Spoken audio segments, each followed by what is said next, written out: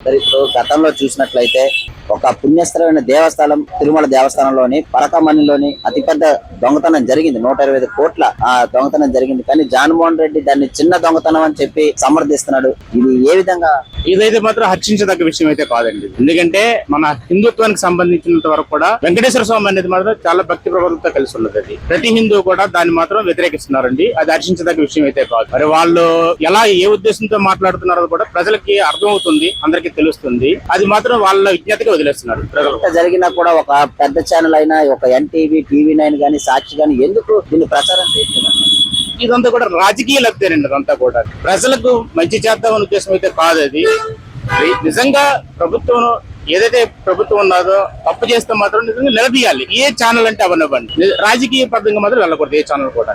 ఇలాంటి మాట్లాడడం వల్ల హిందూ మతానికి ఏదైనా కించపరిచే అవకాశం?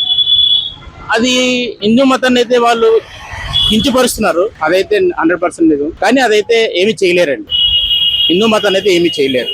ఎందుకంటే ఇప్పుడు మనం కూడా బయటకు వస్తున్నాము, తెలుసుకుంటున్నారు. హిందుత్వంలో ఉన్న వాళ్ళందరూ కూడా తెలుసుకుంటున్నారు. ఫ్యూచర్ లో అయితే దాని తాలూకుది బాగా ఇంప్రూవ్ జరిగి హిందుత్వాన్ని అయితే బాగా అభివృద్ధి చేస్తారండి, అందులో డౌట్ లేదు.